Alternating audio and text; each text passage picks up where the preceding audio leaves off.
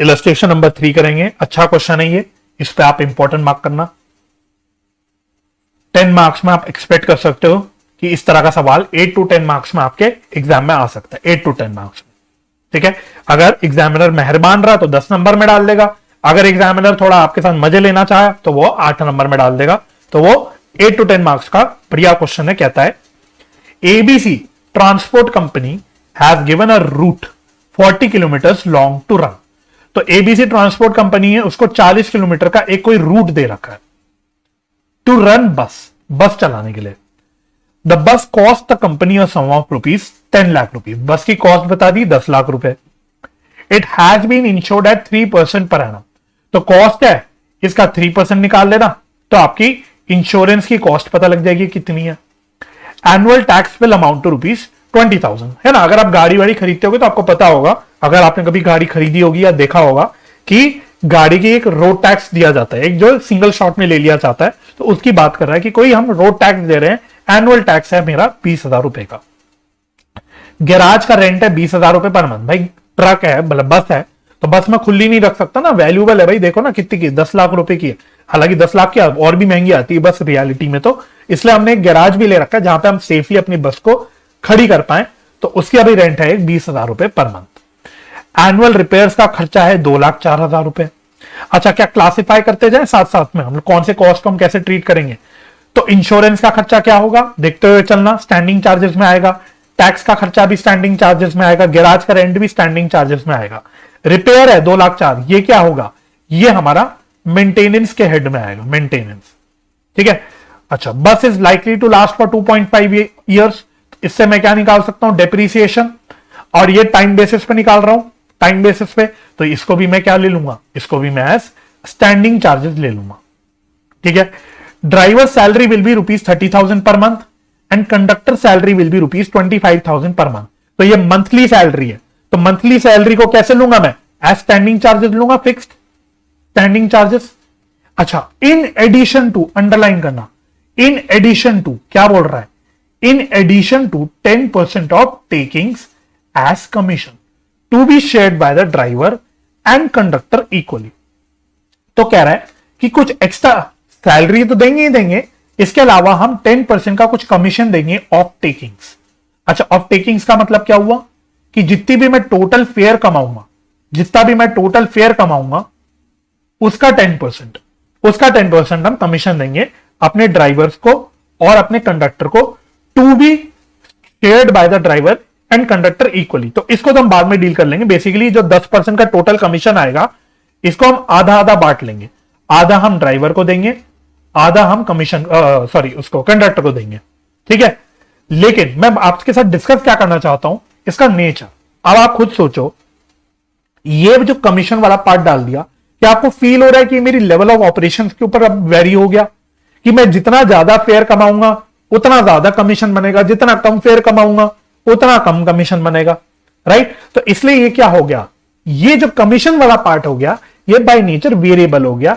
तो इसको मैं कहां दिखाऊंगा, इसको मैं रनिंग चार्जेस में दिखाऊंगा।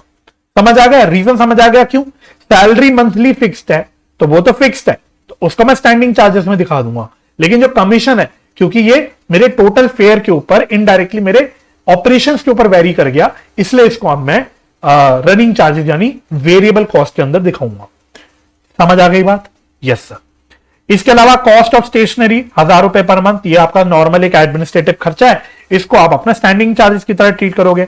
मैनेजर कम अकाउंटेंट सैलरी 17,000 पर मंथ, पढ़ के ही समझ आ गया होगा, ये भी एक और आपका एडमिनिस्ट्रेटिव खर्चा है, स्टैंडिंग चार्जेस के अंदर आ जाएगा।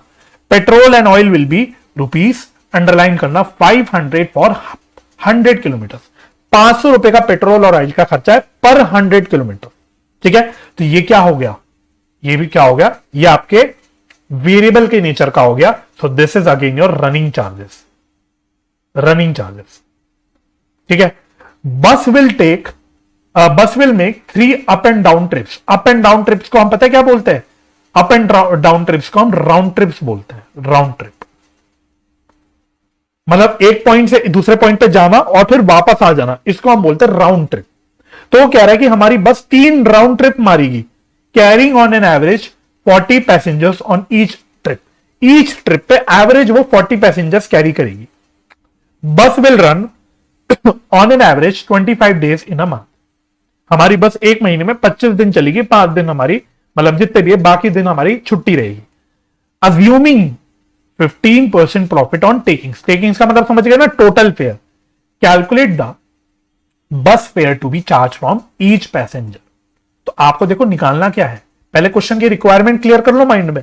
आपको कैलकुलेट करना है bus fare to be charge from each passenger, और उसने लिखा नहीं क्लियरली बट अंडरस्टूड है, ईच पैसेंजर पर किलोमीटर।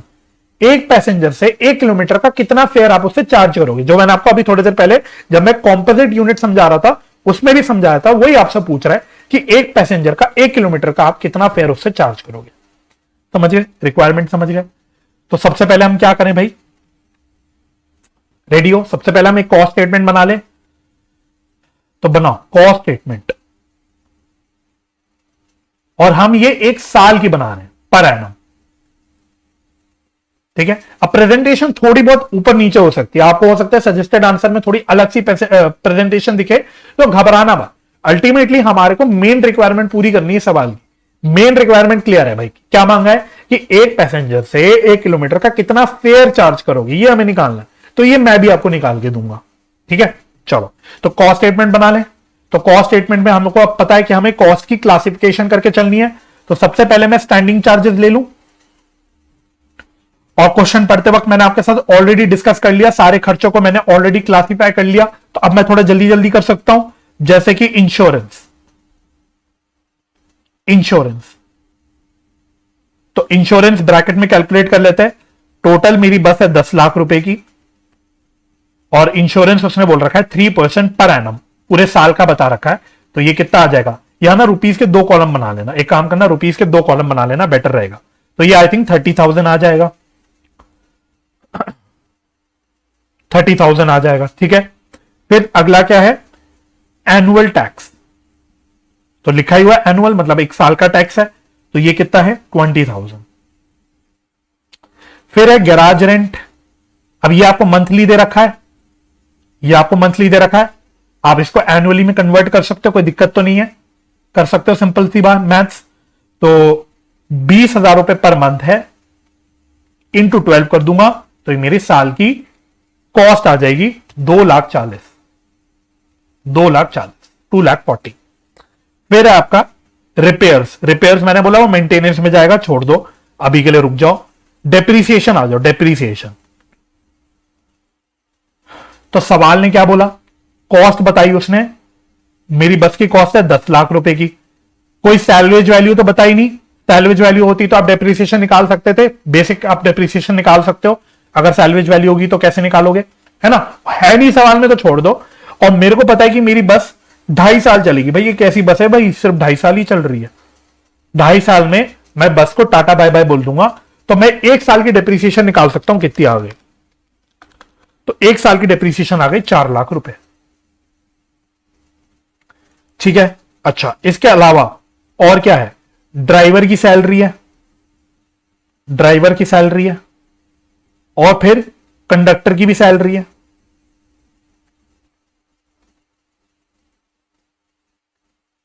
कितनी कितनी है, तो ड्राइवर की सैलरी उसने बताई 30,000 रुपए पर मंथ, तो 30,000 इंटू 12 अगर मुझे पूरे साल की निकालनी है। सिमिलरली कंडक्टर की उसने कितनी बताई 25,000 पर मंथ, तो पूरे साल की निकालने के लिए किससे 12 से मैं मल्टीप्लाई कर दूंगा, राइट, यस। चलो तो ये तो 3,60,000 आ रहा होगा, और ये कितना आ जाएगा, 3 लाख आएगा शायद, 3 लाख, 3 लाख। क्लियर, चलिए और क्या है, इसके बाद कॉस्ट ऑफ स्टेशनरी है। कमीशन नहीं ले रहा अभी मैं, क्योंकि मैंने आपके साथ डिस्कस कर लिया, कमीशन कहां पे आएगा, रनिंग चार्जेस यानी वेरिएबल कॉस्ट के अंदर आएगा, तो वो अभी मैं नहीं ले रहा, अभी मैं सिर्फ फिक्स्ड वाले खर्चे ले रहा हूं। तो दूसरा क्या है आपका अगला, cost of stationery. Cost of stationery तो ये कितनी बता रखी है, 1,000 रुपए पर मंथ।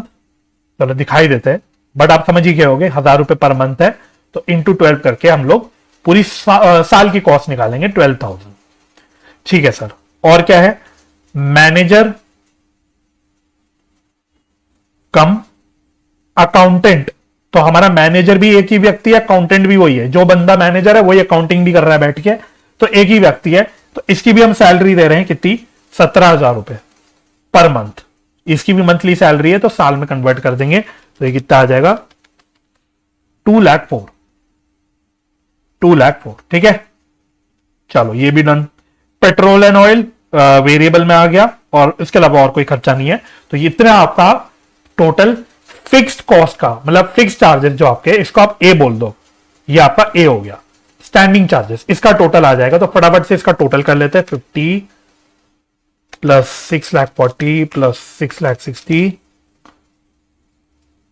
प्लस 12 प्लस 2,04,000, तो ये आ रहा है 15,66,000, 15,66,000।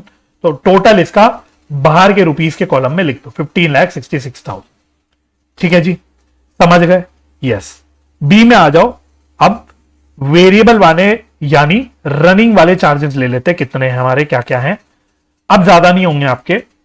तो एक तो है आपका डीजल एंड ऑयल, लेकिन इसकी मुझे थोड़ी कैलकुलेशन करनी पड़ेगी, तो मैं इसको वर्किंग नोट में कैलकुलेट करूंगा। फिर आपकी ड्राइवर का कमीशन, ड्राइवर का कमीशन, इसमें भी थोड़ी सी मुझे मेहनत करनी पड़ेगी, वर्किंग नोट में करूंगा। सिमिलरली आपका है कंडक्टर का कमीशन, कंडक्टर का कमीशन, इसमें भी मुझे थोड़ी मेहनत करनी है, तो ये भी मैं वर्किंग नोट में करूंगा। और कोई वेरिएबल वाले खर्चे नहीं है, तो अनफॉर्चुनेटली वेरिएबल वाले सारे खर्चे मुझे जो लेने हैं वो मुझे वर्किंग में दिखाने पड़ेंगे, कैलकुलेट करने पड़ेंगे। तो अभी मैं यहां पे कोई फिगर लिख नहीं सकता, तो मैं इतना लिख के छोड़ दे रहा हूं।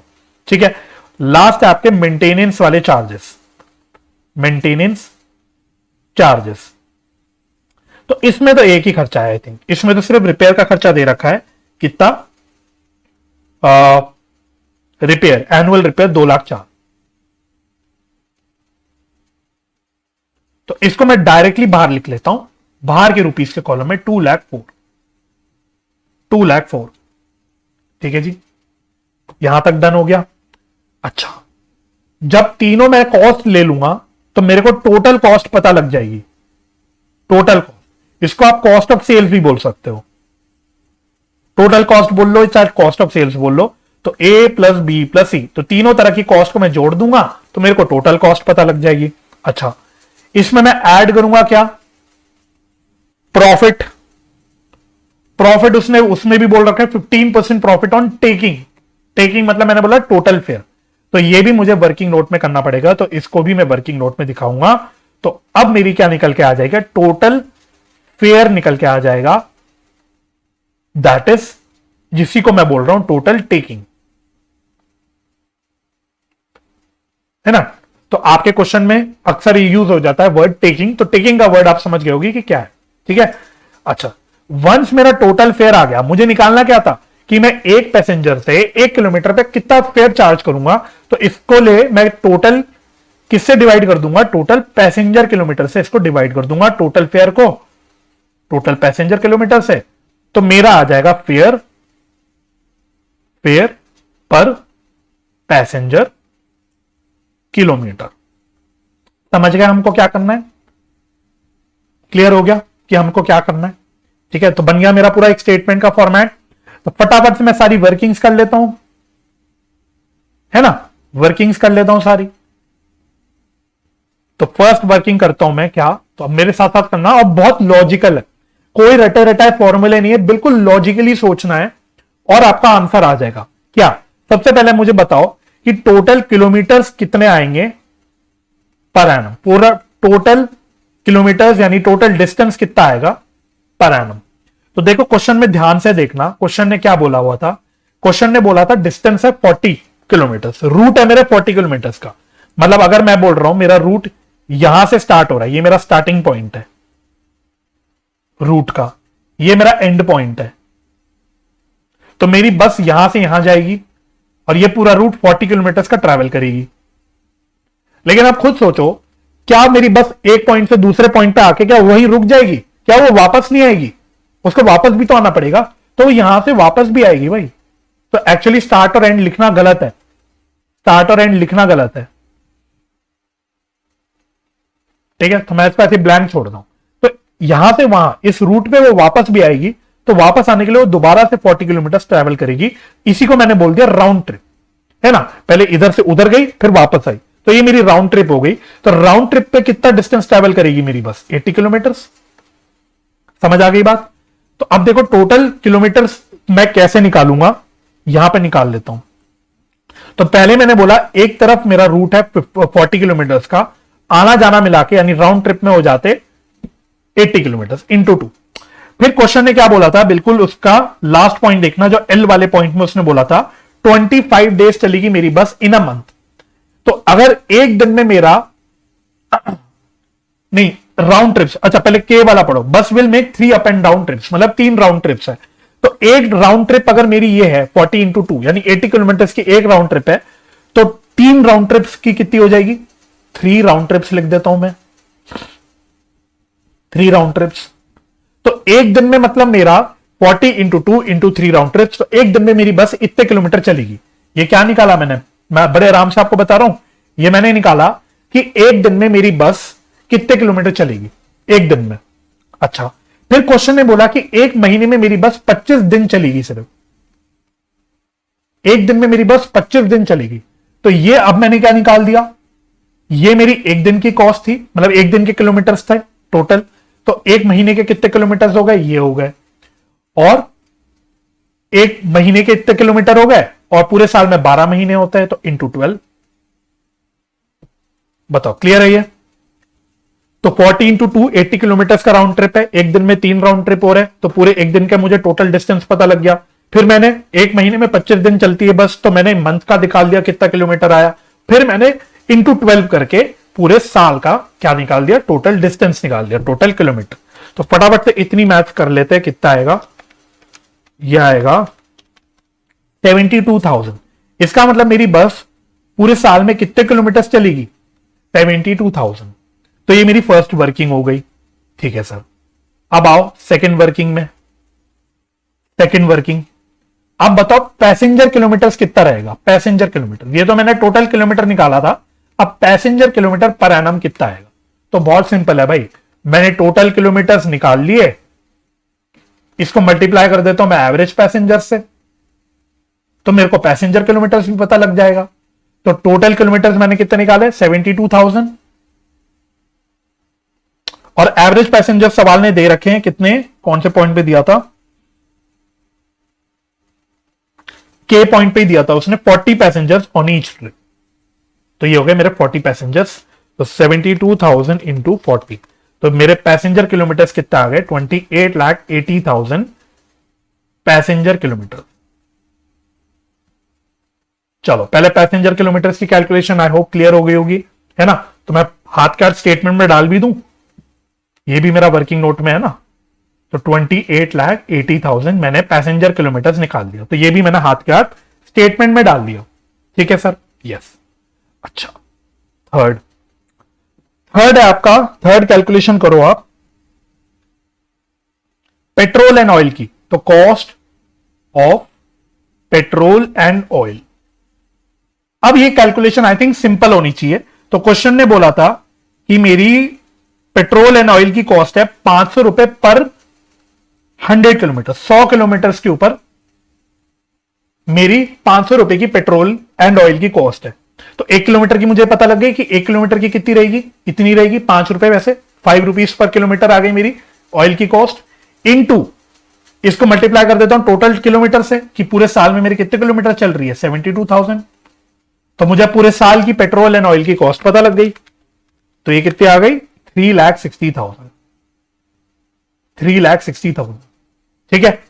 तो लिख लो इसको, एक एक करके फिल करते हुए चलते हैं। 3,60,000।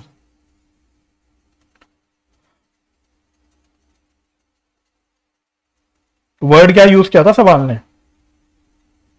पेट्रोल एंड ऑयल लिया था, तो मैंने डीजल क्यों लिखा है? फिर क्वेश्चन ने पेट्रोल वर्ड यूज किया, तो मैं भी पेट्रोल लिख लेता हूं भाई यहां पे, ठीक है। चलो 3,60,000 हो गया, ओके। अगली वर्किंग में और क्या निकालना है हमको? अब हम निकालते हैं पहले कैलकुलेशन ऑफ टोटल टेकिंग। चलो टोटल टेकिंग मतलब टोटल फेयर की कैलकुलेशन कर रहा हूं मैं। तो लेट करो मेरे साथ, मैथमेटिक्स करेंगे अब थोड़ी सी बच्चों वाली mathematics. Let total taking B X. तो बताओ अगर टोटल टेकिंग एक्स है तो प्रॉफिट कितना हो जाएगा सबसे पहले, देयरफॉर प्रॉफिट कितना हो जाएगा। तो प्रॉफिट उसने बोला था 15% ऑन टोटल टेकिंग, तो 15% of x that is 0.15x बोल सकता हूं मैं। आई होप सब कोई दिक्कत नहीं है। सिमिलरली टोटल कमीशन कितना हो जाएगा, टोटल कमीशन, व्हेन आई से टोटल कमीशन मतलब मैं टोटल ड्राइवर का कमीशन प्लस कंडक्टर का कमीशन मिला के, तो दोनों का कमीशन मिला के सवाल ने बोला था 10% ऑफ टोटल टेकिंग, तो ये 0.1x आ गया। तो अपनी ऊपर स्टेटमेंट में देख लो, क्या अब मैं इसमें एक इक्वेशन बना सकता हूं बच्चों की तरह, छोटे बच्चों की तरह क्या मैं एक इक्वेशन बना सकता हूं। कैसे बनाऊंगा, देखो टोटल कॉस्ट मेरी कितनी आएगी, टोटल कॉस्ट जरा ऊपर से झांकते हो चलो। तो देखो मेरी टोटल स्टैंडिंग चार्जेस 15,66,000 आए थे, तो लिख लो 15,66,000 प्लस ये मेरे स्टैंडिंग चार्जेस आए थे। इस सिमिलरली मेरे रनिंग चार्जेस कितने आएंगे, रनिंग चार्जेस जरा ऊपर से झांक लो 3,60,000 प्लस कमीशन। रनिंग चार्जेस में मेरे एक तो 3,60,000 के ऑयल वगैरह की कॉस्ट है, प्लस कमीशन भी है। कमीशन मेरा 0.1x हो गया, 0.1x हो गया, ठीक है। तो ये मेरे स्टैंडिंग चार्जेस हैं, ये मेरे रनिंग चार्जेस हैं। अच्छा मेंटेनेंस का खर्चा तो एक ही था, शायद 2,04,000 का था ना, 2,04,000 का 2,04,000 राइट, ये है ठीक है 2,04,000। तो ये मैंने रनिंग चार्जेस सॉरी मेंटेनेंस के चार्जेस डाल दिए। तो ये मेरा टोटल कॉस्ट आ गया, सबको मैंने जोड़ दिया, ये मेरा टोटल कॉस्ट बन गया। यस, इसमें मैं प्रॉफिट जोड़ देता हूं, तो प्रॉफिट कितना बोला मैंने 0.15x।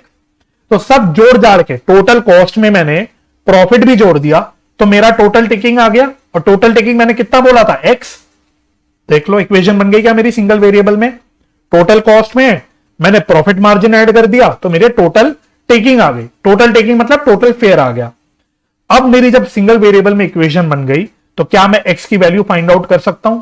क्या अब कोई दिक्कत है आपको x की वैल्यू फाइंड आउट करने में, आई होप सो नहीं है। तो 1566 प्लस 360 प्लस 2,04,000, तो टोटल आ रहा है 21,30,000 plus 0.25x is equal to x। तो देयरफॉर x कितना हो गया 21,30,000 डिवाइडेड बाय 0.25, उधर चला जाएगा तो माइनस में होकर 0.75 बच जाएगा, तो डिवाइडेड बाय 0.75। तो ये आ रहा है 28,40,000। तो मेरी टोटल टेकिंग कितनी आ गई 28,40,000, ठीक है राइट। तो देयरफॉर अब प्रॉफिट निकाल सकते हो, प्रॉफिट भी यही निकाल लूं या अलग वर्किंग नोट में निकालू, अलग वर्किंग नोट में निकाल लेते। ये तो मैं टोटल टेकिंग निकाल रहा था वर्किंग नोट नंबर 4 में, वर्किंग नोट नंबर 5 में मैं निकाल लेता हूं प्रॉफिट और कमीशन। तो वर्किंग नोट नंबर 5, तो प्रॉफिट कितना आ जाएगा मेरा 15% ऑफ 28,40,000,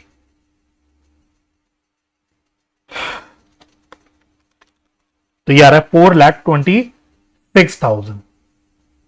अच्छा टोटल कमीशन कितनी आ जाएगी, total commission 10% of 28,40,000 that is 2,84,000, 2,84,000।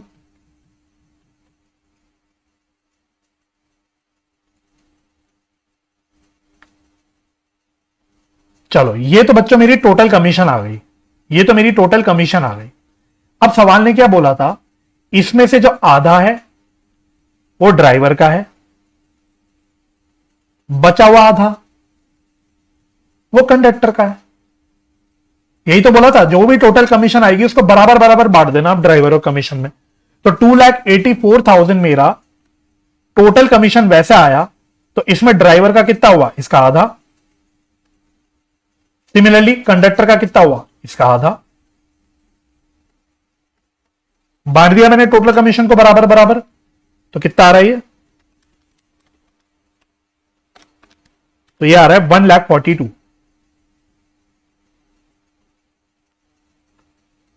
1,42,000। तो सारी फिगर्स आ गई भाई मेरी, अब देखो अपनी ऊपर स्टेटमेंट कैसे मजे में पूरी होने वाली है। अब सब कैलकुलेशन कर ली मैंने, तो फटाफट से 1,42 मैंने दोनों के कमीशन जोड़ दिए, मतलब टोटल 2,84,000 का कमीशन जोड़ दिया मैंने, प्लस 3,60,000, तो रनिंग कॉस्ट का टोटल आ गया 6,44,000। तो अब मैं टोटल कॉस्ट भी निकाल सकता हूं, जोड़ दो तीनों कॉस्ट को, प्लस 1,566 प्लस 2,04,000, तो टोटल कॉस्ट मेरी आ गई 24,14,000। प्रॉफिट मार्जिन कितना निकाला था मैंने नीचे, प्रॉफिट 4,26,000 का प्रॉफिट निकाल दिया था हमने। तो इस प्रकार से मेरी टोटल टेकिंग या टोटल फेयर कितना आ गया, 28,40,000। अब इस टोटल फेयर को पैसेंजर किलोमीटर से डिवाइड कर लो, तो ये कितना आ रहा है, 0.986 करके आ रहा है, 0.9861। ठीक है, आप क्या करोगे, आप 4 डेसिमल प्लेस तक लेना, 4 डेसिमल प्लेस तक ले लेना। 0.98611111 करके आ रहा है, तो 0.9861 आ गया, यही सवाल ने मांगा था। ठीक है, तो अब वही है। अब मान लो अब मेरे जो पैसेंजर आएंगे, मान लो मेरा एक रामू पैसेंजर आया, एक पैसेंजर मेरा रामू आया, इसने बोला भाई मेरे को 26 किलोमीटर ट्रैवल करना है, मेरे को 26 किलोमीटर ट्रैवल करना है। वो आपसे पूछेगा बताओ मेरा फेयर कितना बनेगा, तो अब मल्टीप्लाई कर दोगे सीधा 0.9861 से। एक पैसेंजर का 1 किलोमीटर ट्रैवल करने का इतना है, तो एक पैसेंजर का 26 किलोमीटर ट्रैवल करने का इतना हो गया, तो कितना आएगा 25.64। मान लो कि हम अभी उसी टाइम पे चल रहे हैं जब पैसों का भी हिसाब चलता है, तो पैसे का भी हिसाब चल रहा है, तो 25.64। सिमिलरली एक पैसेंजर आया शामू, उसने बोला यार मैं थक गया हूं, मुझे तो बस यहां पे बस 5 किलोमीटर चलना है, मैं तो वैसे पैदल भी चल सकता था लेकिन मैं थक गया हूं, मेरे पैरों में दर्द हो रहा है, तो मुझे तो बस 5 किलोमीटर जाना है, तो बता मेरा फेयर कितना बनेगा। तो आप बोलोगे ठीक है भाई, इंटू 0.9861, तेरा फेयर कितना आ जाएगा 5 इंटू 0.9861, तो वो बोलेगा भाई तेरा फेयर आ गया 4.93 रुपीज। तो यूज समझ आ गया आपका, हम ये सारी मेहनत कर क्यों रहे, उसका प्रैक्टिकली कैसे यूज होगा, क्लियर हो गया। तो ये आपका एक इंपॉर्टेंट क्वेश्चन था। ठीक है, चलो तो इलस्ट्रेशन नंबर 5 करते हैं, इसको भी इंपॉर्टेंट मार्क करना। This is also an important question, exam का क्वेश्चन है, एग्जाम में आने वाला क्वेश्चन है, बिल्कुल प्यारा क्वेश्चन है। इसमें क्या करेंगे हम लोग, इसमें हम बात करेंगे ट्रांसपोर्टेशन ऑफ पैसेंजर्स, नहीं ट्रांसपोर्टेशन ऑफ गुड्स। तो इस तरह का सवाल भी आपके एग्जाम में आराम से आ सकता है। चलो जी पढ़ते हैं क्या कहता है question. GTC has a lorry of 6 ton carrying capacity. तो लॉरी मतलब ट्रक समझ लो, कि हमारे पास लॉरी मतलब बड़ी वाली जो ट्रक होती है उसको हम लॉरी बोलते हैं। तो एक ट्रक है हमारे पास जिसमें 6 टन का सामान हम ले जा सकते हैं। It operates lorry service from city A to city B. तो यहां पे मैं छोटा सा साइड बाय साइड डायग्राम बनाते हुए चलता हूं। तो ये एक सिटी ए है और थोड़ी सी दूर पे बना रहा हूं सिटी बी। तो इसके बीच में मेरी सर्विस चलती है, तो मेरी जो लॉरी चलती है इन दो सिटीज के बीच में चलती है। ठीक है, फिर कह रहे इट चार्जेस 2400 रुपए per ton from city A to city B. तो जब हमारी बस सिटी ए से सिटी बी जाती है, जब हमारी बस सिटी ए से सिटी बी जाती है, तो हम अपने क्लाइंट से कितना पैसा चार्ज करते हैं। भाई हम ट्रक चला रहे हैं, भाई हम ट्रक की ट्रांसपोर्टेशन की सर्विस दे रहे हैं, तो हम कुछ पैसा चार्ज करेंगे, है ना, फ्रेट का पैसा चार्ज करेंगे। तो हम बोलते हैं कि भाई 2400 रुपए पर टन के हिसाब से आपको फ्रेट का पैसा देना होगा। सिमिलरली कह रहा है क्वेश्चन, एंड ₹2200 पर ton for the return journey from city B to city A. तो इसी क्लाइंट को हम एक ही क्लाइंट की बात कर रहे हैं, इसको ही हम सर्विस दे रहे हैं, भाई सिटी ए से सिटी बी सामान ले जाना है, फिर सिटी बी से सिटी ए सामान ले जाना है। तो जो वापसी की जर्नी होती है, जब हम सिटी बी से सिटी ए में आते हैं, तो हम उससे थोड़ा सा कम पैसा चार्ज करते हैं, हम बोलते हैं 2200 रुपए पर टन। तो ये हम फ्रेट चार्ज कर रहे हैं, ये हम अपने क्लाइंट से फ्रेट चार्ज कर रहे हैं। बात समझ में आ गई। तो ये हमारे रेवेन्यू की बात हो रही है, समझ गए। हम ट्रांसपोर्टेशन कंपनी है, तो हम जो फ्रेट चार्ज कर रहे हैं हमारे लिए रेवेन्यू है। तो ये आपको रेवेन्यू की इंफॉर्मेशन दे रहा है। ठीक है, goods are also delivered to an intermediate city C. Intermediate city C, underline करो इसको, intermediate city C. Intermediate city C का मतलब बताता हूं। इसका मतलब पता है क्या है? इसका मतलब यह है कि जब ए से बी सामान जा रहा है तो बीच में एक सिटी और पड़ रही है, इसके बीच में समझ लो, बीच मतलब एग्जैक्ट बीच नहीं, बट आप ऐसा समझो रास्ते में एक सिटी पड़ती है, सिटी सी, है ना। जैसे आप अपने शहर से एक दूसरे शहर में जाते हो तो रास्ते में कुछ कुछ और बड़े बड़े शहर पड़ जाते हैं ना, तो वैसे ही कह रहा है कि सिटी ए से सिटी बी में जब जाते हैं तो रास्ते में एक सिटी सी भी पड़ती है, तो ये इंटरमीडिएट सिटी सी है, ठीक है। तो goods are also delivered to an intermediate city C. तो कभी कभी क्या होता है, जब बस ए से बी जा रही है तो हमें सिटी सी में भी गुड्स डिलीवर करने पड़ते हैं।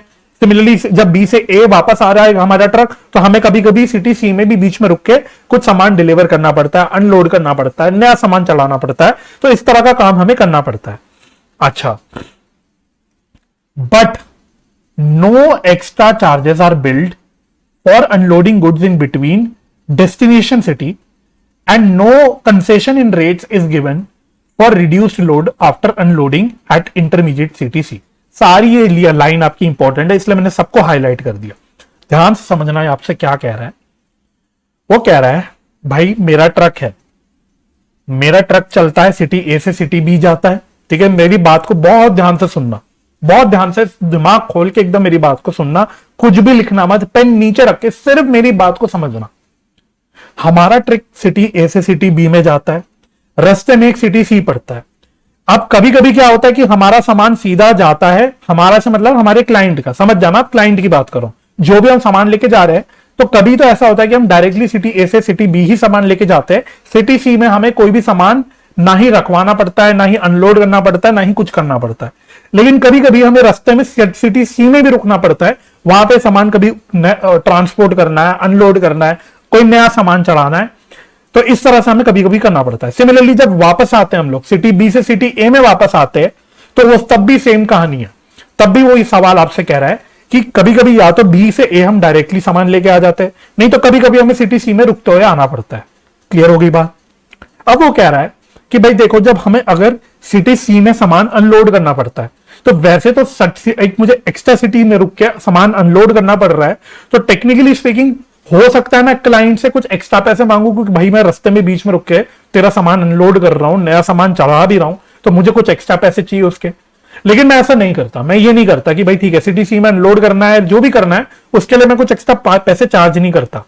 एट द सेम टाइम मैं एक और बात ध्यान रखता हूं, मैं बोलता हूं भाई देखो, मान लो मैं सिटी ए से सिटी सी के लिए चला, हो सकता है मैं 10 टन लेकर सामान चला, सिटी ए से मैं 10 टन का सामान लेके चला, हो सकता है तूने बोला सिटी सी में 10 टन में से 4 टन का सामान उतार दे और बचा हुआ 6 टन का सामान फिर बीप तक लेके जा। तो मैं बोलता हूं मैं ये काम कर दूंगा। देखो, मैंने 10 टन का सामान लिया सिटी ए से, उसमें से 4 टन का सामान सिटी सी में अनलोड करा, तो रिमेनिंग 6 टन का सामान मैं सिटी बी में लेके गया। तो मैंने बोला भाई देख, मैंने जो ये 4 टन का सामान अनलोड करा रास्ते में रुक के, इसके मैं कोई एक्स्ट्रा पैसे तुमसे चार्ज नहीं करूंगा। लेकिन इतना भी ध्यान रखना कि मैं जो यहां पे रिड्यूस्ड वेट का सामान लेके चला हूं ना, 10 टन का लेके सामान चला था मैं, लेकिन क्योंकि मैंने सिटी सी में 4 टन उतार दिया, तो अब मेरा 6 टन का सामान हो गया। तो यहां पे मैं कोई तुमको छूट भी नहीं दूंगा कि मेरा वेट कम हो गया। मैं तुमसे जो फ्रेट चार्ज करूंगा वो 10 टन के हिसाब से चार्ज करूंगा। इवन दो रास्ते में तुम मुझसे 4 टन का सामान उतरवा रहे हो, मैं मानूंगा ये कि मैं पूरा 10 टन का सामान ए से बी ही लेके गया। बात समझ में आई? केयरफुली समझ लेना कहानी को, क्योंकि कहानी समझना बहुत जरूरी है। इवन दो 10 टन में से 4 टन का सामान मैं सिटी सी में उतार रहा हूं और सिटी बी में 6 टन का ही सामान लेके जा रहा हूं, मैं लेकिन बोलूंगा कि भाई देख, मैं तो ऐसा मानूंगा कि मैं पूरा 10 टन का सामान सिटी ए से सिटी बी में ही लेके आया, जब मैं तुमसे फ्रेट चार्ज करूंगा। बात समझ में आ रही है? तो फ्रेट मैं तुमसे पूरा चार्ज करूंगा ए से बी तक का, वहां मैं तुमको कोई छूट नहीं दूंगा। एट द सेम टाइम मैं कोई अनलोडिंग का एक्स्ट्रा पैसा भी नहीं लूंगा तुमसे, ठीक है? तो ये कहानी क्लियर होनी चाहिए, बिकॉज इसका यूज करना पड़ेगा हमें आगे। चलो, अब कह रहे distance between city A to B is 300 kilometres and distance between city से A to C is 140 kilometres. तो समझते हैं इसको। तो थोड़ी खिचड़ियां पक गई, तो मैं एक काम करता हूं, यहां पे एक नया डायग्राम में दिखा देता हूं वापस से। तो ये सिटी ए है, ये सिटी बी है, बीच में एक सिटी सी भी पड़ रहा है, ठीक है? तो ए से बी का डिस्टेंस वो तुमको बता रहा है कितना बता रहा है? वो कह रहा है कि सिटी ए से बी का डिस्टेंस है 300 किलोमीटर, 300 किलोमीटर। ठीक है, और क्या बता रहा है? ए से सी का डिस्टेंस भी बता रहा है वो, ए से सी का डिस्टेंस बता रहा है वो आपको 140 किलोमीटर। चलिए, तो अपना बिल्कुल कॉमन सेंस, भाई आप फाउंडेशन में इतना क्वांट और लॉजिकल रीजनिंग ये सब पढ़ के आते हो पूरा पेपर, तो आई थिंक इतना लॉजिक लगा सकते हो। पूरा ए से बी डिस्टेंस है 300 किलोमीटर, इसमें से ए से सी का बीच का डिस्टेंस है 140 किलोमीटर, तो इससे आप सी से बी का बीच का डिस्टेंस निकाल सकते हो क्या? कितना होगा? Balance 160 kilometre. देखो, क्योंकि ए से बी के टोटल डिस्टेंस है 300 किलोमीटर, और मेरे को यह भी पता है कि सिटी सी इंटरमीडिएट सिटी है, रास्ते में पड़ता है, कोई हमें डिटूर नहीं लेना पड़ता। तो अगर ए से सी का डिस्टेंस 140 किलोमीटर है, तो यानी सी से बी का कितना डिस्टेंस होगा? 160 किलोमीटर। कैलकुलेशन क्लियर हो गई? यस। चलो, अब क्या आता है? In the month of January, तो 1 जनवरी महीने की कहानी बता रहा है। The truck made 12 journeys between city A to city B. तो कह रहा है जनवरी के महीने में हमने 12 जर्नीज करी ए से बी के बीच में। The details of journeys are as follows. तो एक बोल रहा है आपको आउटवर्ड जर्नी, एक बोल रहा है वो आपको return journey. Outward journey and return journey. ठीक है, आउटवर्ड जर्नी मतलब जब वो ए से बी के लिए निकलेगा, रिटर्न जर्नी मतलब बी से जब ए पे वापस आएगा। ठीक है, तो देखो वो कह रहा है कि देखो 10 जर्नीज तो ऐसी थी आउट ऑफ 12, 10 जर्नीज तो ऐसी थी, आउट ऑफ 12 10 जर्नीज तो ऐसी थी जो डायरेक्टली ए से बी में गई। मतलब यहां पे हमको सी में नहीं रुकना पड़ा, बीच में सी में हमें कोई सामान अनलोड नहीं करना पड़ा। तो आउट ऑफ 12 10 जर्नीज ऐसी थी जो हम सीधा बी में गए, हमने बी में सामान उतरवाया सिटी बी में, जिसमें हमारा लोड कितना था, वेट कितना था? 6 टन का। ठीक है, मतलब हर जर्नी में 6 टन का लोड था, पर जर्नी 6 टन का लोड था। लेकिन 2 जर्नीज ऐसी भी थी, 12 में से बैलेंस जो 2 जर्नीज है वो ऐसी थी जहां पे हम लोग बीच में सिटी सी में रुकते हुए गए। तो 12 जर्नीज है टोटल। देखो क्वेश्चन ने क्या बोला हुआ है? 12 जर्नीज है। इसका ब्रेकअप देखो अब कैसे है। आउट ऑफ 12 10 जर्नीज ऐसी है जो डायरेक्टली ए से बी में गए, सी में नहीं रुके, और रिमेनिंग 2 जर्नीज ऐसी है जहां पे हम सी में बीच में रुके। ठीक है, तो ये वाली जर्नी देखो, तो हम जब ए से बी के लिए निकले तो हम लोग 6 टन का सामान लेके निकले, रास्ते में हमने 2 टन का सामान उतार दिया सिटी सी में, सिटी सी में हमने 2 टन का सामान उतार दिया, और फिर हम जब सी से बी के लिए निकले तो हमारे पास 4 टन का ही सामान रहा। तो ऐसी हमारी 2 जर्नीज रही। ठीक है, तो ए से सी गए तो 6 टन लेके चले, सी में हमने 2 टन उतार दिया, तो सी से बी जब हम बैलेंस रास्ता कवर करने गए तो हमारे पास 4 टन ही था। समझ आ गई बात? डेटा समझ आ गया क्या है ये जो आपका टेबुलर डेटा दे रखा है? नहीं तो कहीं आप बोलो ऐसे कि सर इसका टोटल तो 14 आ रहा है, सवाल तो 12 जर्नीज बोल रहा है, तो टोटल की 14 कैसे आ रहा है? तो 14 कैसे आ रहा है? क्योंकि ये वाली जो जर्नी है वो एक सिंगल जर्नी है। ठीक है, ये सिंगल जर्नी है, बस सिटी सी में रुकते हुए आ रहे हैं हम लोग। सिमिलरली बिल्कुल सेम वे में आपको रिटर्न जर्नी की भी इंफॉर्मेशन दे रहा है। तो टोटल 11 जर्नीज ऐसी है, 5 + 6 11 जर्नीज ऐसी है जिसमें हम लोग रिटर्न में डायरेक्टली बी से ए में आए। मतलब यहां पे हम लोग सी में नहीं रुके रास्ते में।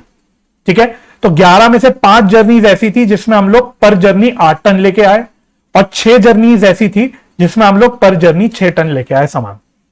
ठीक है, तो ये कितनी हो गई? 11 हो गई टोटल, ये 11 हो गई। तो रिमेनिंग वन एक ऐसी जर्नी थी जिसमें हम लोग सिटी सी में रुकते हुए आए, वापसी में भी। ठीक है, तो बी से सी जब आए तो हमारे पास 6 टन का सामान था, तो हो सकता है हमने सी में सारा का सारा सामान उतार दिया, सिटी सी में हमने पूरा का पूरा 6 टन का सामान उतार दिया। तो हम वापस जब ए में पहुंचे तो हमारे पास कुछ भी सामान नहीं था, खाली ट्रक हम लेके आए। तो आपको टेबल समझ आ गई क्या? मैंने आपको बहुत तसल्ली से टेबल समझाई। कहीं नहीं तो अगर आप ये टेबल नहीं समझोगे तो क्वेश्चन में कंफ्यूज रहोगे कि क्या टेबल है। ठीक है, तो ये 12 जर्नीज जो हुई है, टोटल 12 जर्नीज हुई है ए से बी के बीच में। ऑब्वियस ही बात है, जब ट्रक मेरी ए से बी जाती है तो वो वापस भी आती है। तो ए से बी जब जा रही है तो ऑनवर्ड जर्नी, बी से ए वापस आ रही है तो रिटर्न जर्नी। तो टोटल नंबर ऑफ जर्नीज मेरी 12 हुई है इन द मंथ ऑफ जनवरी। और उस 12 जर्नीज का दोनों भी केस में, आउटवर्ड जर्नी के केस में भी, रिटर्न जर्नी के केस में भी, वो आपको ब्रेकअप बता रहा है। ठीक है जी। चलो जी, अगर ये समझ आ गया है तो अब तो उतना मुश्किल कुछ है नहीं। कह रहे हैं annual fixed cost and maintenance charges are 6 lakh and 1,20,000। तो एनुअल है, ध्यान से पढ़ना, ये एक साल का बता रहा है। फिक्स्ड कॉस्ट 6 लाख का एक साल का कॉस्ट है। सिमिलरली मेंटेनेंस कॉस्ट जो 1,20,000 की है, ये भी एक साल की है respectively. Running charges spend during the month of जनवरी 2,94,400। तो यानी कि जो फिक्स्ड कॉस्ट और मेंटेनेंस चार्जेस दे रहा है, ये दो खर्चे आपको साल के दे रहा है, और जो आपको रनिंग चार्जेस दे रहा है वो आपको सिर्फ एक महीने का दे रहा है। ठीक है। अच्छा, अब रनिंग चार्जेस में क्या आता है, includes 12,400 paid as penalty for overloading. ओहो, ये इंपॉर्टेंट है। कह रहा है कि ये जो 2,94,400 मतलब 2,94,400 का जो रनिंग का खर्चा है, रनिंग चार्जेस है, इसमें से 12,400 का तो कॉस्ट जो है वो तो पेनल्टी है भाई। ये कोई रनिंग का चार्ज नहीं है, मेरा ऑपरेटिंग का खर्चा नहीं है, ये मेरी ट्रक चलाने का खर्चा नहीं है, ये तो एक अबनॉर्मल नेचर का खर्चा है, एक समझ लो अबनॉर्मल लॉस है। तो आपको तो अब अच्छे से पता है भाई अबनॉर्मल लॉस की हम कॉस्टिंग में क्या ट्रीटमेंट करते हैं भाई। इसको तो हम कॉस्टिंग पीएनएल में डाल देते उठा के।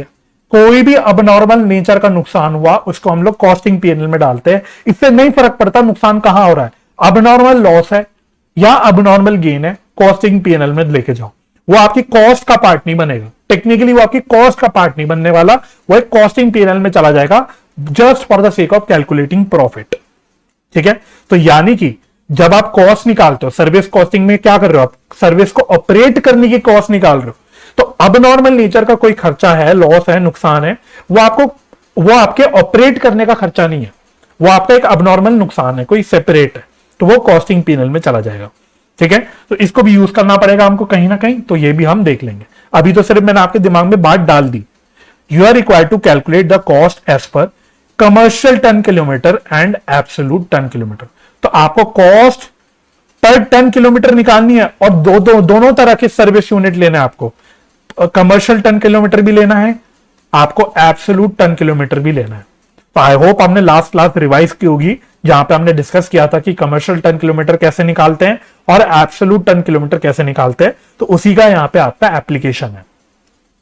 सेकेंड में कहते हैं calculate the net profit loss for the month of जनवरी। ये तो बहुत सिंपल है, तो ये तो मैं बड़े आराम से कर दूंगा, ये तो आपको होमवर्क में भी दिया जा सकता है। असली काम जो आपका क्या है वो ये है, फर्स्ट रिक्वायरमेंट। चलिए जी, फटाफट से बताओ, क्या आप तैयार हो, क्या आप मेरे साथ काम करने के लिए तैयार हो? चलिए, तो फर्स्ट रिक्वायरमेंट पहले हम पूरा करते हैं।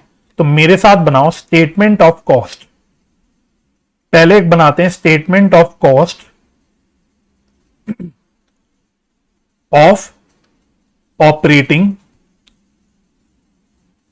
Operating lorry from city A to city B for the month of January। समझ गए? तो अभी तो मैं बहुत सिंपल वाला काम करवा रहा हूं आपसे, अभी तो बहुत सिंपल वाला काम करा रहा हूं। सिर्फ कॉस्ट की कैलकुलेशन कर रहे हैं हम लोग जनवरी का।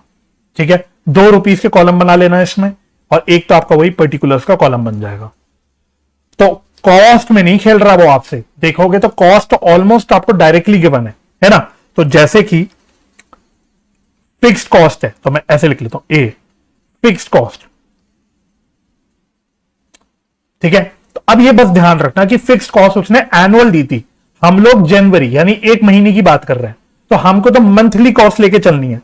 तो पूरे साल की एनुअल कॉस्ट अगर 6 लाख रुपए है तो एक महीने की कॉस्ट कितनी होगी, 12 से डिवाइड कर लो, तो कितनी आ गई, 50,000। ठीक है जी। अच्छा, सिमिलरली रनिंग चार्जेस, तो रनिंग चार्जेस वैसे तो आपको दे रखे, एक तो मंथली दे रखा है, फिगर आपको मंथ की दे रखी है, कितनी, अंदर के कॉलम में लिखना 2,94,400, 2,94,400। लेकिन इसमें से हमने क्या बोला, एक अबनॉर्मल लॉस के नेचर का, अबनॉर्मल खर्चा समझ लो, एक अबनॉर्मल लॉस है आपका इसमें, है ना, पेनल्टी। जो मेरी ऑपरेशन का कॉस्ट नहीं है, ट्रक को ऑपरेट करने का कॉस्ट नहीं है, वो एक अबनॉर्मल लॉस है जिसको हम सेपरेटली कॉस्टिंग पीरियड में लेके जाते हैं। तो this is not a part of my operating cost. बात समझ में आ रही है? ये मेरे ऑपरेटिंग कॉस्ट का पार्ट नहीं है, not a part of operating cost. मैं ये नहीं बोल सकता कि ये मेरी एक ऑपरेट करने का, ट्रक को ऑपरेट करने का एक नॉर्मल कॉस्ट है, नहीं, ये तो अब नॉर्मल कॉस्ट है भाई, क्योंकि मैंने ओवरलोडिंग कर रखी थी तो मुझे पेनल्टी देना पड़ गया। So this is by nature an abnormal loss. तो ये कितना दे रखा है उसने? 12,400। तो नेट रनिंग कॉस्ट जो मेरे ऑपरेशन से रिलेटेड है वो कितना हो गया? 2,82,000। 2,82,000। क्लियर? Yes sir, clear. और लास्टली ले लोगे मेंटेनेंस चार्जेस। मेंटेनेंस चार्जेस, और यहां पे भी ध्यान रखना जो उसने फिगर दे रखी है वो साल की दे रखी है। कितनी? 1,20,000। आपको तो एक महीने की निकालनी है, तो इसको भी आपको 12 से डिवाइड करना पड़ेगा, 12 मंथ्स। ठीक है, तो ये आ गई 10,000। तो ये टोटल ऑपरेटिंग कॉस्ट आ गई मेरी। सिंपली इसको टोटल कॉस्ट ही बोल देता हूं। टोटल कॉस्ट ए प्लस बी प्लस सी कितनी आ गई? 3,42,000। 3,42,000। चलो, पहले यहां तक क्लियर। तो टोटल कॉस्ट निकाल लिया हमने। अब हमको cost per commercial ton kilometre निकालना है और हमको cost per absolute ton kilometre निकालना है। करेक्ट? Yes sir, correct. तो सबसे पहले मेरे को एब्सोल्यूट टन किलोमीटर कैलकुलेट करना पड़ेगा, फिर मेरे को कमर्शियल टन किलोमीटर कैलकुलेट करना पड़ेगा। वंस मैंने absolute ton kilometre and commercial ton kilometre calculate कर लिया, तो क्या कॉस्ट पर टन किलोमीटर निकालना कोई दिक्कत है? नहीं, टोटल कॉस्ट ये रही, डिवाइड कर देना। एब्सोल्यूट के केस में एब्सोल्यूट टन किलोमीटर से डिवाइड करना, कमर्शियल के केस में कमर्शियल टन किलोमीटर से डिवाइड करना, तो आपका फाइनल आंसर आ जाएगा। मेहनत कहां है? Absolute and commercial ton kilometre calculation करने में मेहनत है। ठीक है जी। तो नंबर 1 में आपको सबसे पहले, इवन दो उसने ऑर्डर में पहले ए में बोल रखा है कमर्शियल टन किलोमीटर, बट सबसे आसान होता है एब्सोल्यूट टन किलोमीटर निकालना। तो पहले मैं आपके साथ एब्सोल्यूट टन किलोमीटर की कैलकुलेशन कर लेता हूं। कर लें? यस सर, कर लेते हैं। आ जाओ जी। तो जैसे जैसे क्वेश्चन ने इंफॉर्मेशन दी है मैं वैसे वैसे कर रहा हूं, तो देखना ध्यान से। सबसे पहले ऑनवर्ड जर्नी की बात करो। ए टू बी मेरा सामान गया, ए टू बी मेरा सामान गया। इसमें नंबर ऑफ जर्नीज कितनी है? 10 है। नंबर ऑफ जर्नीज 10 है और लोड कितना है? 6 टन। लोड कितना है? 6 टन का। ठीक है, ये जाते वक्त। अच्छा, ए से बी का डिस्टेंस कितना है? ए से बी का डिस्टेंस ये मैंने यहां पे निकाल रखा है, तो मैं खोल लेता हूं आपके सामने। ए से बी का डिस्टेंस कितना है? ये रहा 300 किलोमीटर। चलो जी, तो यहां मैं बना लेता हूं टन किलोमीटर का कॉलम। तो हम बेसिकली क्या निकाल रहे हैं? Ton kilometre. ठीक है, तो 60 इंटू 300, तो ये कितना आएगा? 18,000। क्लियर हो गया? तो एब्सोल्यूट में याद आ गया ना, हम एब्सोल्यूट में क्या करते हैं? एब्सोल्यूट में हम क्या करते हैं? एब्सोल्यूट में हम लोग बस हर जर्नी के लिए इंडिविजुअली जो भी किलोमीटर है और जो भी टन है वो उसको मल्टीप्लाई करते हैं। तो मैंने बोला मैंने 10 जर्नीज करी, हर जर्नी में 6 टन मैंने कैरी करा, तो टोटल 10 जर्नीज में मिला के मैंने इसका मतलब 60 टन कैरी करा, और किलोमीटर से मल्टीप्लाई करना है मुझे। तो ए से बी के बीच का किलोमीटर कितना है? 300। तो इससे मेरा टन किलोमीटर आ गया। क्लियर हो गई बात? समझ आ गई कैलकुलेशन कैसे करनी है? तो अगर समझ आ गई तो अब बैलेंस वाला पार्ट थोड़ा जल्दी जल्दी कर सकते हैं। ए टू सी की बात करो तो सेम बात है, नंबर ऑफ जर्नीज 2 है, हर जर्नी में 6 टन कैरी कर रहे हैं हम लोग। मैं लिख लेता हूं किलोमीटर। हर जर्नी में 6 टन कैरी कर रहे हैं, तो मतलब टोटल हमने 12 टन कैरी करा होगा। और इसको मैं ए से सी के बीच का जो डिस्टेंस है उससे मल्टीप्लाई कर देता हूं। तो देखो ए से सी का बीच का डिस्टेंस कितना है? 140 किलोमीटर। चलिए, तो कितना आ गया? ये आ गया 1680। 1680। ठीक है, सी से बी की बात करो, सी टू बी। ठीक है, सी टू बी 2 जर्नीज करिए, हर जर्नी में 4 टन हमने कैरी करा, तो टोटल मतलब 8 टन कैरी करा होगा। और सी से बी का बीच का डिस्टेंस कितना निकाला था? चेक कर लेना, 160 किलोमीटर। दिखा देता हूं, चलो एक बार। सी से बी का बीच का हमने डिस्टेंस निकाला था 160 किलोमीटर, ये रहा। ठीक है, 160 किलोमीटर। तो निकाल लो कितना है? 1280। तो ये मेरी कहानी खत्म हो गई आउटवर्ड ऑनवर्ड जर्नी की। अब रिटर्न जर्नी की बात करो जरा। भाई ट्रक सिर्फ एक तरफ थोड़ी गई, वापस भी तो आई। तो वापस जो आई उसमें भी मुझे इंडिविजुअली 10 किलोमीटर निकालना पड़ेगा हर जर्नी का। तो पहले B2A एक उसने बोला है ना, तो उसमें बोला 5 जर्नीज हमने करी, हर जर्नी में 8 टन कैरी करा, तो टोटल इतना टन कैरी करा। और बी से ए के बीच का डिस्टेंस कितना, वही 300 किलोमीटर है ना। जाते वक्त ले लो चाहे वापसी में ले लो, डिस्टेंस तो सेम ही रहेगा ना। तो 300 किलोमीटर, तो 5 इंटू 8 इंटू 300, ये कितना है 12,000। Right sir. फिर अगेन बी से ए की ही बात करिए, B2A, इसमें उसने बोला है कि हमने 6 जर्नीज करी है, हर जर्नी में 6 टन कैरी करा है और डिस्टेंस वही है 300 किलोमीटर। तो ये आ गया 10,800। क्लियर? यस। अब बी से सी, अगली उसने जी जर्नी B2C की। तो B2C में नंबर ऑफ जर्नीज 1 है, हर जर्नी में हमने 6 टन कैरी करा और B2C का डिस्टेंस कितना है, B2C का डिस्टेंस है 160 किलोमीटर। निकाल लो, तो ये कितना 960 आएगा शायद, 960। ठीक है। और फाइनली C2A, तो यहां पे वैसे तो नंबर ऑफ जर्नी 1 है, लेकिन हमने 0 टन कैरी करा है, तो दिखाने के लिए मैं 140 किलोमीटर भी लिख देता हूं, लेकिन इसका आंसर तो 0 ही आने वाला है ना। 0 से कुछ भी मल्टीप्लाई करो तो 0 ही आता है। तो बस सबको जोड़ दो, ऊपर से नीचे पूरा जोड़ दो, तो आपको टोटल एब्सोल्यूट टन किलोमीटर पता लग जाएगा। तो कितना आ रहा है, 1280 प्लस 12,000 प्लस 10,800 प्लस 960, तो ये आ रहा है 44,720। तो ये हो गया टोटल एब्सोल्यूट टन किलोमीटर। तो एब्सोल्यूट टन किलोमीटर अगर निकाल ही दिया है, तो देयरफॉर क्या आप कॉस्ट भी निकाल सकते हो, cost per absolute ton kilometre. तो टोटल कॉस्ट कितनी है, टोटल कॉस्ट है 3,42,000 की, डिवाइड कर दो इसको 44,720 से, तो ये कितना आ गया, ये आ रहा है 7.647 करके, तो ये आ गया 7.65, राउंड ऑफ कर देता हूं 7.65। ठीक है, पर एब्सोल्यूट टन किलोमीटर। समझ आ गया क्या कारनामा करना है हमको, पूरा समझ आ गया? यस सर, बिल्कुल समझ आ गया। तो ये समझ आ गया, तो अब कमर्शियल टन किलोमीटर भी कैलकुलेट कर लेते हैं। यहां थोड़ी सी मेहनत करनी पड़ती है हमको, लेकिन है ये भी आसान, मुश्किल नहीं है कोई। ठीक है, थोड़ी सी एक्स्ट्रा मेहनत करनी पड़ती है इसमें। तो यहां पे हम क्या करते हैं, अगर ऐसी मैं सिंपलिस्टिकली अगर फॉर्मूला एक बार वापस से लिख लू, just for the sake of clarity, हम टोटल डिस्टेंस निकालते हैं पहले कि भाई कुल मिला के मेरी ट्रक ने पूरे महीने में टोटल डिस्टेंस कितना ट्रेवल किया किलोमीटर्स में, और इसको हम एवरेज वेट से मल्टीप्लाई कर देते हैं। तो पहले मैं निकालूंगा टोटल डिस्टेंस, फिर मैं निकालूंगा एवरेज वेट। यही करते हैं ना। एब्सोल्यूट में तो हम हर जर्नी के लिए इंडिविजुअली टन किलोमीटर कैलकुलेट करते हैं और फिर सबको जोड़ देते हैं। लेकिन जब कमर्शियल टन किलोमीटर हम निकालते हैं, तो हमने लास्ट क्लास में इलस्ट्रेशन नंबर 1 भी करा था, उसमें भी देखा था, हम लोग टोटल डिस्टेंस लेते हैं, फिर एवरेज वेट लेते हैं और इन दोनों को मल्टीप्लाई करते हैं, तो हमारा कमर्शियल टन किलोमीटर आता है। ठीक है, तो सबसे पहले मैं टोटल डिस्टेंस निकालता हूं।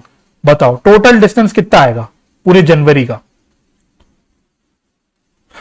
ठीक है, तो 300 किलोमीटर, 300 किलोमीटर एक तरफ का है भाई, ए से बी गई ना। हाँ, बीच में सी भी पड़ा, वो अलग बात है, बट डिस्टेंस तो ए से बी का कवर हुआ। तो एक तरफ गई 300 किलोमीटर ए से बी, फिर रिटर्न जर्नी में आई तो इंटू 2, तो ये टू एंड फ्रो की जर्नी होगी, मतलब एक राउंड ट्रिप की, ए से बी से ए वापस आने की 600 किलोमीटर। और नंबर ऑफ ट्रिप्स मैंने जनवरी में कितनी मारी, 12 ट्रिप्स।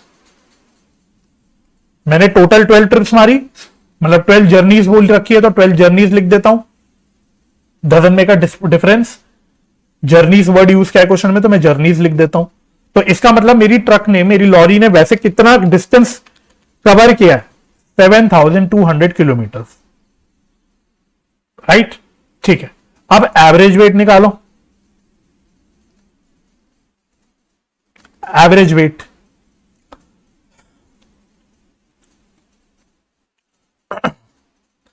तो टोटल वेट निकालते हुए चलते हैं पहले। टोटल वेट पहले निकालते हुए चलते हैं।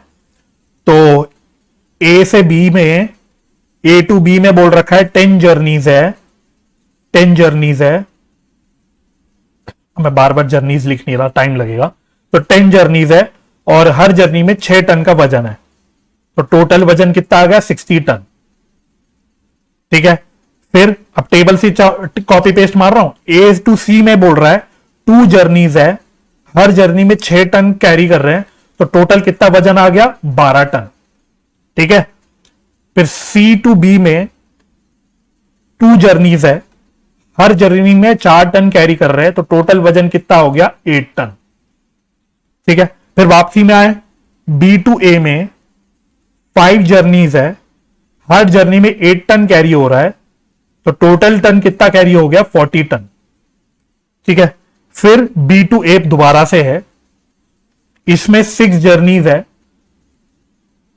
और हर जर्नी में 6 टन कैरी कर रहे हैं। तो टोटल हो गया 36 टन। फिर सी टू ए, अभी सी टू ए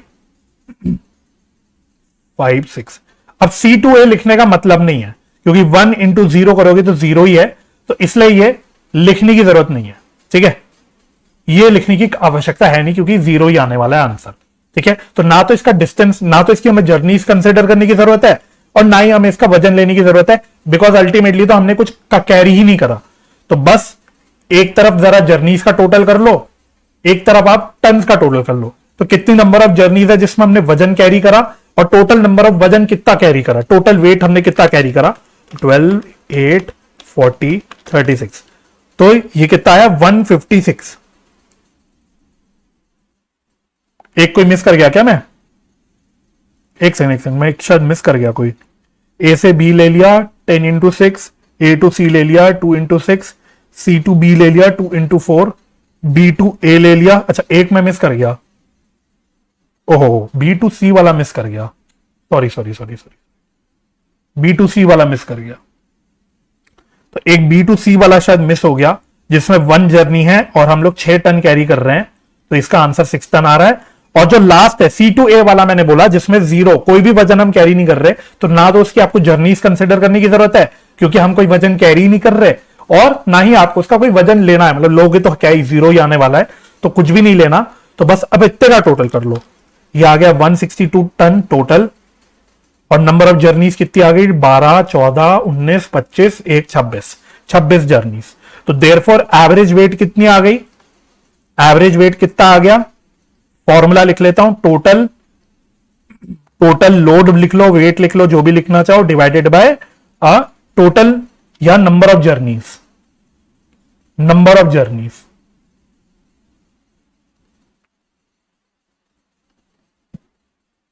तो 162 डिवाइडेड बाय 26, तो ये कितना आ रहा है? तो ये भी पॉइंट्स में आ रहा है 6.23, तो ये 6.23 राउंड ऑफ करके ले लो, 6.230। ठीक है जी, 6.23 राइट। तो देयरफॉर कमर्शियल टन किलोमीटर कितना आ जाएगा? अब आप निकाल सकते हो कमर्शियल टन किलोमीटर। फॉर्मूला मैं ऊपर ही लिख चुका।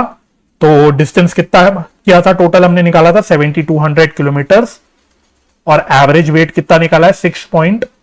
मल्टीप्लीकेशन डालना है, इक्वल टू नहीं मल्टीप्लीकेशन, इंटू 6.23।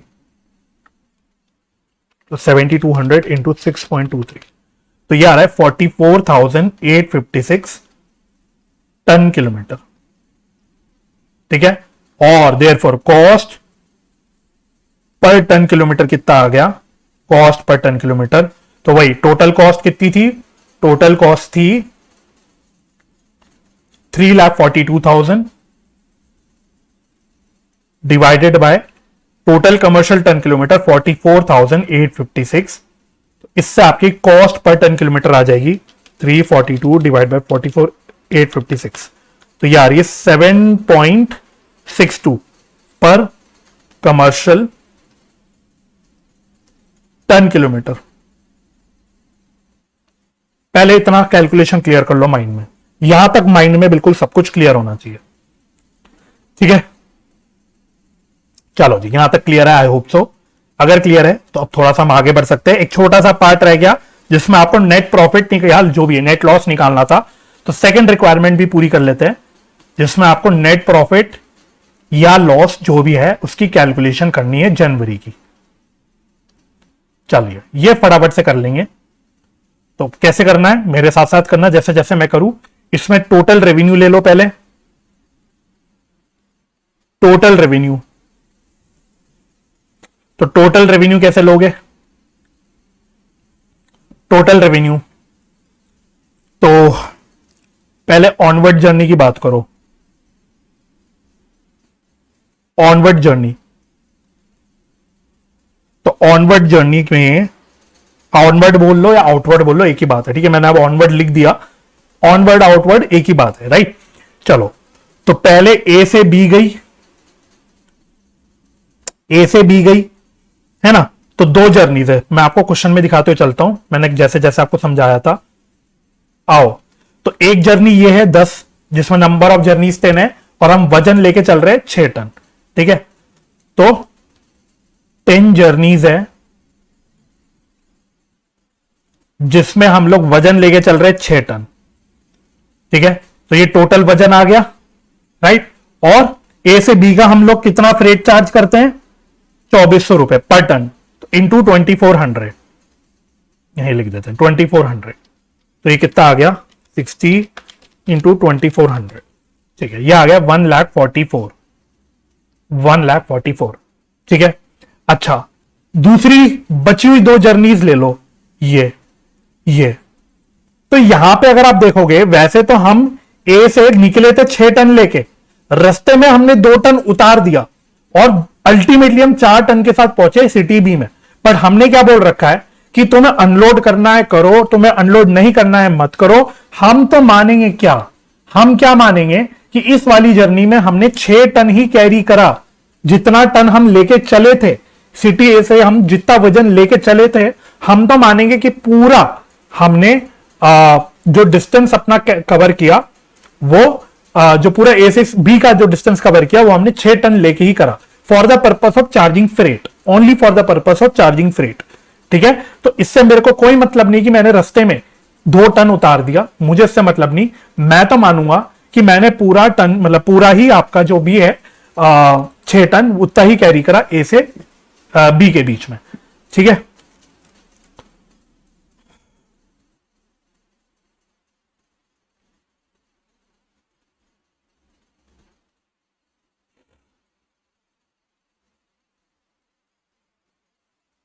ठीक है, तो इसमें भी मैं क्या लिखूंगा, दो जर्नीज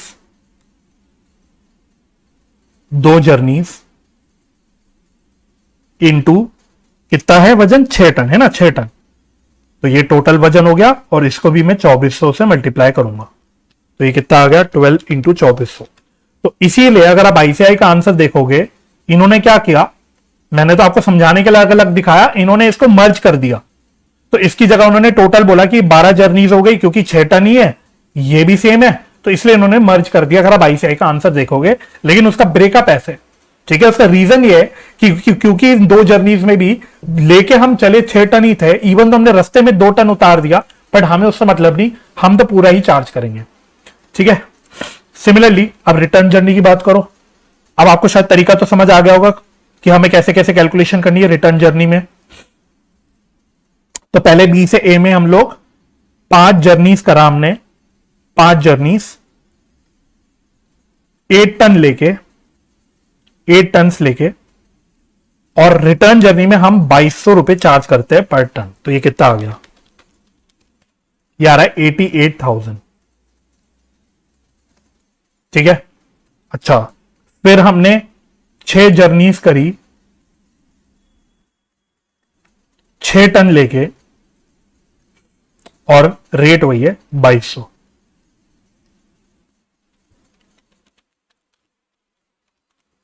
$79,200।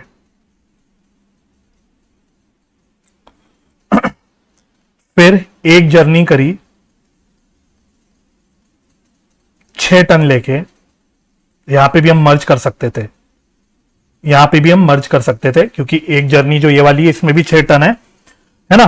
तो ये भी अब देखो सेम कहानी है, सेम कहानी है। अगर मैं इसमें भी आऊं, यहां पे भी आऊं, ये तो मेरी पूरी बी से ए की जर्नी है, लेकिन ये वाली जो जर्नी है इसमें मैं बी से ए के लिए निकला, बट सी में मैंने रास्ते में 6 टन उतार दिए, फिर भी मैं मानूंगा ये कि मैं बी से पूरा ए तक ही 6 टन लेके गया, तो मुझे इससे कोई मतलब नहीं। सिंपल बात है, मुझे कोई मतलब नहीं अगर मैं सी में कुछ भी अनलोड कर रहा हूं नहीं कर रहा, मेरे लिए वो मायने नहीं रखेगा। I will treat it as very very irrelevant when I am calculating freight. ठीक है, तो मैं मानूंगा ये यहां पे भी कि ए से बी, सॉरी बी से ए जब मैं चला तो मैं पूरा बी से ए 6 टन ही लेके चला, तो मेरी कैलकुलेशन में कोई फर्क नहीं पड़ेगा। बात समझ में आ रही है? चलो, तो 6 इंटू 2200 तो यार है 13,200, राइट। तो ऑनवर्ड जर्नी का टोटल कर लो, रेवेन्यू कितना आ रहा है 28,800, 172,800, 172,800, ठीक है, और इसका भी टोटल कर लो,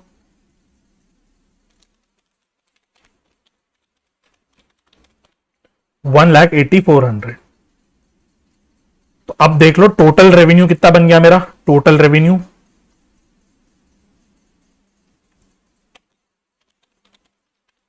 353,200। ठीक है जी, इसमें से लेस कर लो पहले operating cost, total operating cost बताओ कितनी होगी टोटल ऑपरेटिंग कॉस्ट।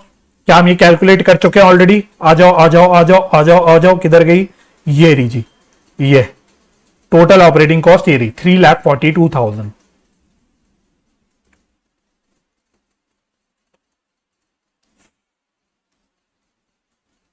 तो कितना आ गया? अब इसमें से 342 हटा दो तो 11,200। तो इसको पता है मैं क्या बोल दूंगा? इसको मैं बोल दूंगा ऑपरेटिंग प्रॉफिट।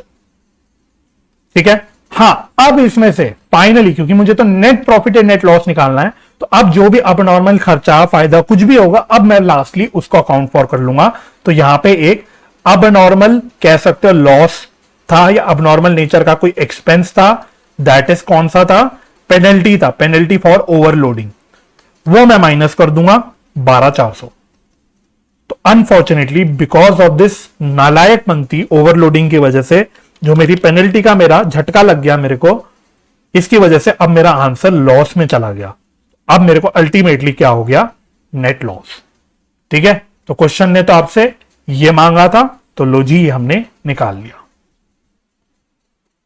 ठीक है जी, तो आई होप ये क्वेश्चन आपको क्लियर हो गया होगा। तो ये जो दोनों भी क्वेश्चन अभी हमने करे, दोनों भी जो इलस्ट्रेशंस थे अच्छे क्वेश्चंस थे, थोड़ा सा माइंड अप्लाई करने वाले क्वेश्चंस थे, एग्जाम के लिए इंपॉर्टेंट थे।